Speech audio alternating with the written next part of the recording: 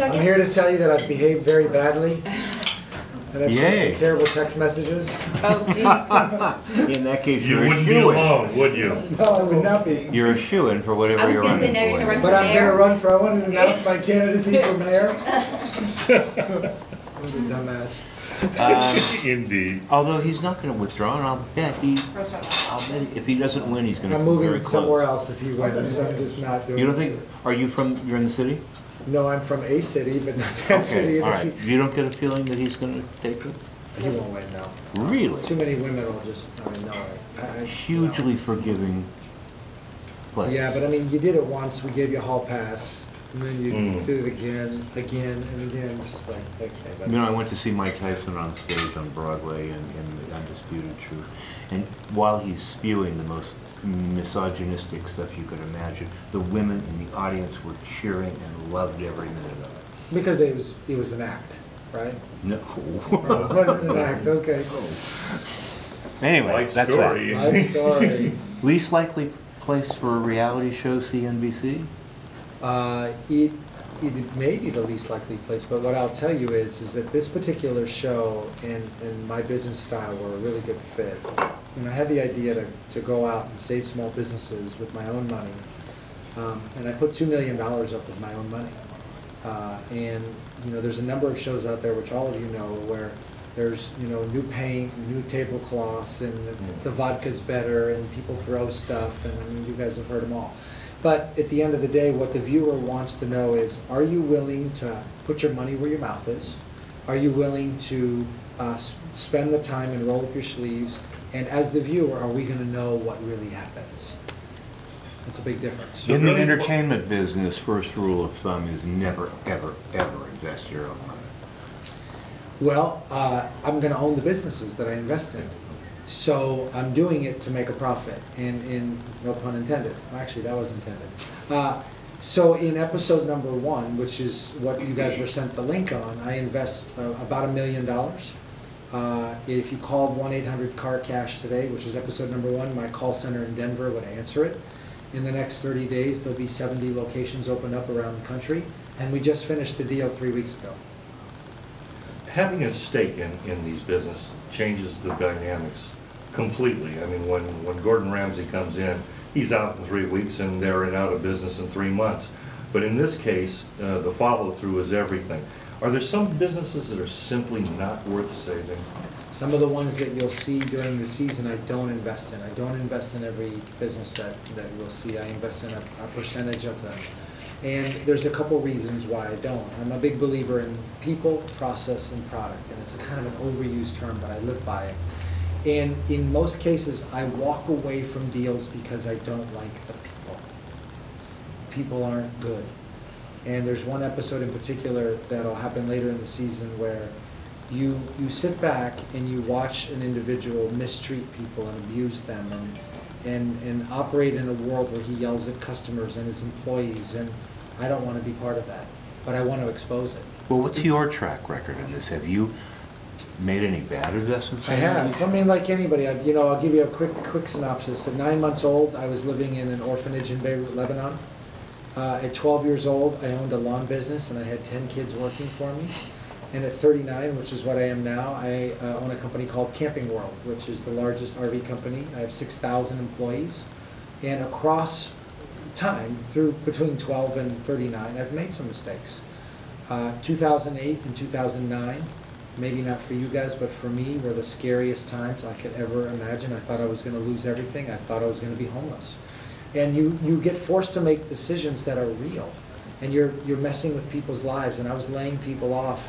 And it's an emotional thing for me to talk about, but I was laying people off that they did nothing wrong, but I had to survive.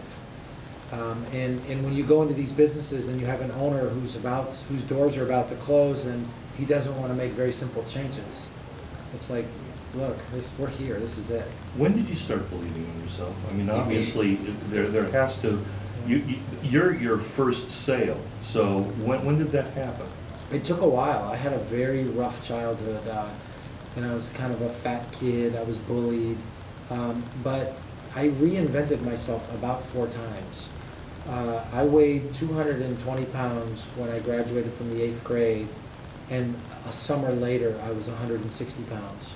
In 3 months, I lost all that weight, and I was going to a new school, and I thought, okay, I'm going to reinvent myself. Then I went through high school, and I stumbled a little bit, but I gained some friends along the way who believed in me. And then I went to Marquette, and I reinvented myself again. And I went as far away to college as I possibly could because I wanted to be the cool guy from Miami. I was like, all right, I want to go somewhere where I'm tan, and I'm the only guy from Miami. And over time, it took a while, but even today, I always come off like a cool customer, but I had doubts. I mean, there's times where I wake up. 2009, I was like, oh my gosh, maybe this was all a mistake. Maybe I've screwed up. How much do you lose? What's the most resistance you get from these companies? What is it when you invest? What do they always push back on the most? The biggest struggle?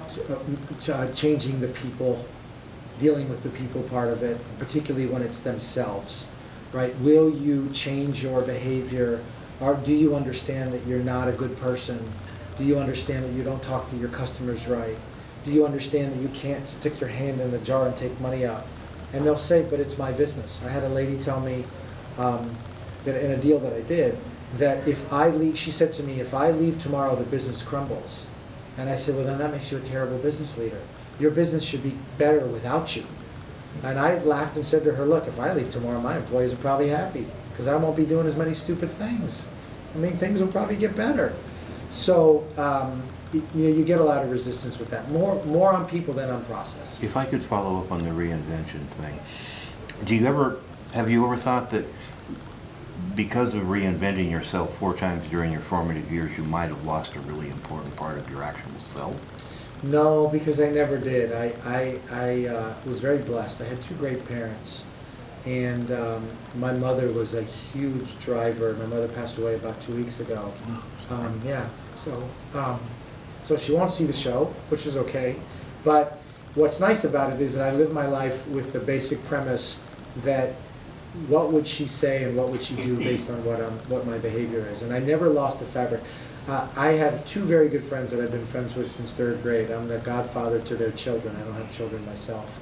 And they're more excited about all this. I mean, they're calling me, texting me, oh my God, dude, you have a TV show. This shit is crazy. You know, they're excited. One flew to New York to take a picture of a billboard in Times Square. Literally got on a plane from Miami and went to take the picture. So for me, to have a very close family and close friends who can celebrate with you is pretty awesome. My employees are very excited. And what I'm most nervous about, which is understandable, is what will people's perception be? Do you look at your business acumen or even your strategy closer to chess or closer to poker? A combination of both. And you know, one of the things that I was warned about in doing the show is that people will understand my negotiating strategy. And my response is, no, they won't. Because I change it every time based on the circumstance. So I'm not a good chess player. I don't even know how to play chess. And I'm a sucky poker player because I'm scared to bet. I'm a terrible gambler. If you took me to Las Vegas, I would not go to a slot machine or sit at a table because I'm scared to lose money. This doesn't feel like a gamble to you sometimes? It doesn't, because I feel like I really know my numbers. And I understand business, and to me it's just about people. So when I write $1 million check, I'm saying to myself, do I believe in the concept? Do I believe in the people? Yeah, okay. And if I lose money, I lose money. What's the most lucrative thing you've got going on besides camping? I would say the first episode. One last thing, please, the process. We talked about people, process. Yeah, so for me, everything is about process, and it's a repetitive thing. I like to build a system where it's replicatable, duplicatable, and scalable. So if any business I'm going to invest in, I have to be able to do it more than one time in more than one place. And people change, so if the process is airtight, then all of us in this room can go into the same job, and if you follow my process, it'll work. Break the process, business fails. Well, Brian, our What town was is the major at Marquette? I was arts and science, and I was bartending.